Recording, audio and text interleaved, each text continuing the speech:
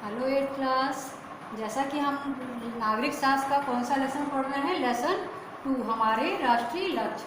तो कल जो हमने जो पढ़ लिया उसके आगे का हम पढ़ते हैं क्या है, वयस्क मताधिकार। ठीक है कि वयस्क मताधिकार क्या होता है और मतदान क्या होता है और उसका क्या महत्व है हमारे देश में। उसके बाद हम पढ़ेंगे नागरिकों के मौलिक अधिकार, जो कि हम 6th में भी पढ़ चुके हैं और 7th में भी पढ़ चुके हैं। अब मानव का क्या अधिकार होता है, ठीक है, आज हम इन सब के बारे में प्रमुख रूप से ध्यान देंगे। अब सबसे पहले हम देख लेते हैं वयस्क मताधिकार। तो भारत क्या है, एक लोकतांत्रिक देश है। भारत जैसे लोकतांत्रिक और इसके अलावा अन्य देश जो हैं उनमें भी वयस्क मताधिकार ही मतलब लागू होता है। तो वयस्क मताधिकार का अर्थ यह होता है कि जब कोई व्यक्ति, महिला, कोई भी बालक जब वयस्क हो जाता है, अर्थात जब वह 18 वर्ष की आयु पूर्ण कर लेता है, मतलब वह होश और हवास में आया तो उसमें इतनी अकल आ जाती है, तब वो क्या करता है, 18 वर्ष की आयु जब हो जाएगी तब उसे वोट देने का अधिकार प्राप्त होगा। बशर्ते शर्त यह होती है कि वो क्या होगा, भारत का नागरिक होगा और पागल या दिवालिया ना हो। और संविधान की जो सूची होती है, वोट मतदान सूची आती है ना, जब वोट डाले जाते हैं तो हर क्षेत्र की गणना के अनुसार मतदान सूची आती है, उसमें नाम होते हैं, उसमें उसका नाम होना चाहिए। तो जब वह जो व्यक्ति है, जब महिला जो भी है, जब 18 वर्ष की आयु पूर्ण कर लेती है तो वो क्या कहलाती है, वयस्क। वयस्क मताधिकार मतलब हर व्यक्ति जो वयस्क हो गया है उसको वोट देने का अधिकार है। अर्थात भारतवर्ष में विभिन्न जाति, धर्म, समुदाय और भाषा के लोग रहते हैं, तो इस मामले में सरकार ने समानता का अधिकार लगा दिया। उन्होंने किसी ऐसे विशेष व्यक्ति या विशेष जाति को ही केवल वोट देने का अधिकार नहीं दिया गया, वोट देने का अधिकार सभी को दिया गया है, चाहे वो किसी भी जाति के हो, किसी भी धर्म के हो, किसी भी भाषा की हो, कहीं भी किसी भी प्रांत में निवास, मतलब भारत के किसी भी प्रांत में निवास करते हो, तो यदि वो वयस्क हो जाते हैं तो उनको वोट डालने का अधिकार प्राप्त हो जाता है। अर्थात इसमें भारत के संविधान में इसको समानता के अधिकार पर लागू किया गया है। समानता अर्थात भारत में रहने वाला हर एक व्यक्ति जो है वो समान अधिकार रखता है। अब हमने पढ़ लिया ये वयस्क मताधिकार क्या होता है। अब हम देखेंगे मतदान और उसका महत्व। हमारे देश में लोकतांत्रिक प्रजातंत्र जो प्रणाली है उसमें मतदान का महत्व क्या होता है। मतदान अर्थात जो नेता चुनते हैं तो वो क्या हम अपने आप तो वो चुन लिए नहीं जाते, वो कैसे चुनते हैं, हम मतदान द्वारा उनको नियुक्त करते हैं। मतलब मतदान मतलब हम जब वोट डालते हैं और जो उसमें विजयी प्रत्याशी होता है वो चुनकर सरकार के सामने आता है और फिर उस पार्टी की सरकार बनती है और उसके विभिन्न जो है सांसद और विधायक चुने जाते हैं। तो इसीलिए हमको ये ध्यान देना बहुत ज़रूरी है कि हम कैसे व्यक्ति को वोट डाल रहे हैं। तो कैसे व्यक्ति को वोट डाल रहे हैं ये ध्यान देने के लिए क्या आवश्यक है, शिक्षित होना।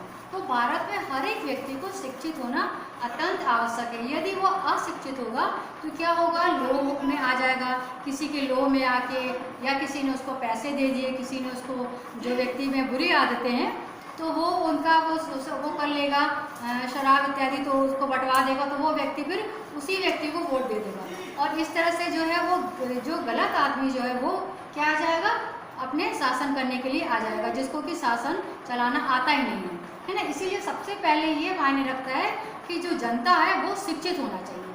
शिक्षित जनता ही एक योग्य उम्मीदवार को वोट देकर जिता सकती है। और दूसरा ये है कि वोट देने के प्रति कई लोग जो हैं वो बहुत ही उदासीन होते हैं। उनका क्या मतलब, कई जो शिक्षित वर्ग है वो ज़्यादा उदासीन है। जो अनपढ़ है वो तो एक छोड़, उनको बहुत उत्साह होता है कि नहीं हमको वोट डालना है, जाके किसी को जिताना है, वोट करने ही है।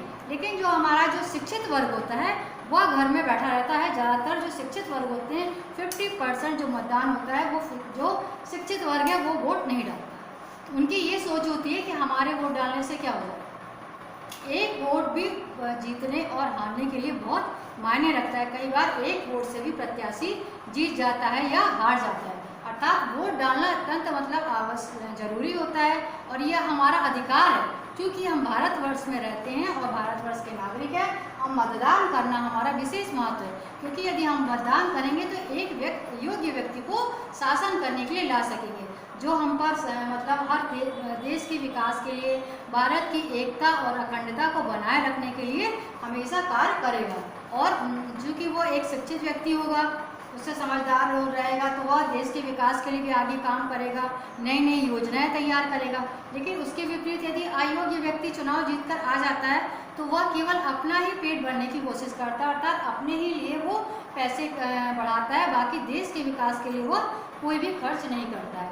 ठीक है, तो इसलिए हमको वोट अवश्य करना चाहिए, मतलब मतदान अवश्य करना चाहिए। मतदान हमारा अधिकार है और हमको अवश्य वोट डालना चाहिए। हर किसी व्यक्ति को समझना चाहिए कि मतदान हमको अवश्य मतलब करना, वोट अवश्य डालना है। अब नागरिकों के मौलिक अधिकार, जैसे कि हम 6 में भी आप लोग पढ़ चुके हैं कि संविधान के द्वारा जो हमको जो अधिकार प्राप्त है उसको न्यायालय द्वारा क्या संरक्षण प्राप्त होता है इन अधिकारों को। तो जो 6 मौलिक अधिकार हैं जिनको हमने 6 में ही पढ़ लिया, 7 में ही पढ़ा है, और इस अब 8th क्लास में यही है कि मौलिक अधिकार कौन कौन से। तो एक बार फिर से हम इसको देखते हैं, कौन से? समानता का अधिकार, स्वतंत्रता का अधिकार, शोषण के विरुद्ध अधिकार, धार्मिक स्वतंत्रता का अधिकार, संस्कृति एवं शिक्षा का अधिकार और संवैधानिक उपचारों का अधिकार। अर्थात समानता के अधिकार में यह है कि भारत में, चूँकि भारत एक विशाल राष्ट्र है और भारत में रहने वाले हर एक व्यक्ति जाति के लोग जो रहते हैं उनको में सभी को सरकार ने समान अधिकार दिया है कि वो किसी भी जाति का हो, किसी भी धर्म का हो, यदि वह कोई कानून की दृष्टि में भी वो एक समान रखता है। यदि कोई वह समान अपराध करता है तो उसको समान दंड मिलेगा, यदि अच्छा कार्य करता है तो उसको उच्च अवसर मिलते हैं, आगे बढ़ने के पुरस्कार मिलता है, तो उसके लिए किसी जाति विशेष को नहीं देखा जाता है। मतलब यहाँ पे समानता, सभी वर्ग के लोग एक है, समानता के अधिकार पे ध्यान दिया जाता है। दूसरा स्वतंत्रता का अधिकार, अर्थात भारतवर्ष में रहने वाला हर एक व्यक्ति जो है वो स्वतंत्र है, चाहे वह कहीं भी निवास करे, चाहे कोई भी आगे जाके सर्विस करे या ना करे, या धंधा करे, या कहीं भी भारत में कहीं भी निवास करे, या उसका कोई एक ग्रुप बनाना है तो ग्रुप बना सकता है, ग्रुप में मिलकर एक भाषण देना हो तो भाषण दे सकता है। इस प्रकार वो हर एक कार्य के लिए मतलब स्वतंत्र, बशर्ते कि वो कानून के द्वारा गलत हो, अर्थात तलवारबाजी ना करे, इस तरह से ग्रुप में देश को भड़काने वाले भाषण इत्यादि ना दे, तो उसको बाकी हर चीज़ों में क्या है स्वतंत्रता प्राप्त होती है। शोषण के विरुद्ध अधिकार, हमारी यदि इच्छा नहीं है तो हमको कोई भी कार्य कोई व्यक्ति हमसे ज़बरदस्ती नहीं करा सकता, इसके विरुद्ध में कानून में मतलब केस किया जा सकता है। यदि कोई व्यक्ति किसी को ज़बरदस्ती कोई काम करवाता है तो उसके विरुद्ध वह आवाज़ उठा सकता है। और जो 14 वर्ष से कम मतलब उम्र के जो बच्चे होते हैं उनसे आप कोई भी तरह का कार्य नहीं लेंगे, दुर्घटना संबंधी जैसे बम इत्यादि बनाने का, घरों में कोर्ट में काम करवाना या होटल में काम करना, कब्ज़ होना, इस तरह के काम जो है वो 14 वर्ष की कम आयु के बच्चों से आप नहीं ले सकते। अर्थात इसका मतलब ये होता है कि शोषण मतलब ज़बरदस्ती व्यक्ति का कोई उसकी इच्छा के विरुद्ध काम न करवाना, मतलब नहीं करवा सकता। इसको यदि इच्छा के विरुद्ध कोई व्यक्ति काम करवाता है तो इसको शोषण कहा जाता है। धार्मिक स्वतंत्रता का अधिकार, प्रत्येक व्यक्ति को अपना धर्म मानने का अधिकार है। जो भी व्यक्ति, भारत में अनेक जाति, अनेक समुदाय, अनेक धर्म के लोग रहते हैं, सभी लोग अपना अपना धर्म मानते हैं, तो हर एक व्यक्ति को अपना धर्म मानने का अधिकार है। इसलिए सरकार आपको ये नहीं कहती है कि आप अपना धर्म मत मानिए, आप अपनी जिस तरह से पूजा करते हैं वो कर सकते हैं, स्वतंत्र है आप अपना धर्म मानने के लिए। यदि कई व्यक्ति ऐसा होता है जो धर्म परिवर्तन भी कर लेते हैं, उसके लिए भी आप स्वतंत्र हैं। यदि आपको अपना धर्म परिवर्तन करना है तो भी आप स्वतंत्र, बशर्ते किए गए धर्म परिवर्तन से आपको उस धर्म के नियमों का पालन करना होता है। अब आ जाता है संस्कृति व शिक्षा, मतलब हमारे जो संस्कार है, भारतवर्ष में अनेक जाति, अनेक धर्म, अनेक संप्रदाय के लोग रहते हैं, सबके अलग अलग संस्कार होते हैं। उन संस्कारों का आप अपना संस्कृति संस्कार होते हैं उनका आप पालन करिए, उसके लिए आप बिल्कुल स्वतंत्र हैं। और शिक्षा का अधिकार मतलब 18 वर्ष की आयु तक आपको फ्री शिक्षा माता पिता के द्वारा दी जाएगी। उसके बाद भी माता पिता शिक्षा तो देते ही है यदि आप पढ़ें तो, लेकिन 18 वर्ष तक अब आपको ये अधिकार बनता है कि आप अपने माता पिता से शिक्षा लीजिए, मतलब उनसे आप कह सकते हैं कि आप हमको शिक्षित कीजिए। इसके बाद आ जाता है कि संवैधानिक उपचार, संविधान के द्वारा जो नियम बनाए गए हैं उनका हमको पालन करना है। अर्थात जो प्राकृतिक चीज़ें हैं, पेड़, हवा, पानी, जीव जंतु, वन्य प्राणी, इनको हमको संरक्षण प्रदान करना है, इनको नष्ट नहीं करना है। सार्वजनिक चीज़ें जैसे कि बस, ट्रक, रेल, इनको आग नहीं लगाना, क्षति नहीं पहुंचाना है, बीच सड़क में गड्ढा नहीं करना है। संविधान वाला जो अधिकार मतलब हमको उनका पालन करना है। बुजुर्गों की मदद करना है और जल का संरक्षण करना है, पेड़ लगाना है, इस तरह के जो अधिकार है, जो राष्ट्रगान है हमारा, राष्ट्रगीत, राष्ट्रगान, राष्ट्रीय चिन्ह, वो सभी जाति वर्ग के लिए समान दिए गए हैं। उनको सबके लिए वो एक समान है। उनको हमेशा हमें सम्मान की दृष्टि से देखना, उनका हमेशा अपने राष्ट्रीय झंडे का हमको हमेशा सम्मान करना है। जब भी कभी राष्ट्रगान होता है तो हमको सीधे खड़े हो जाना है और हमारा ध्यान देश की तरफ, अपने देश की भक्ति की तरफ होना चाहिए। तो ये हो जाते हैं हमारे नागरिक के मौलिक अधिकार। अब आ जाते हैं मानव अधिकार के बारे में। तो मानव अधिकार क्या है?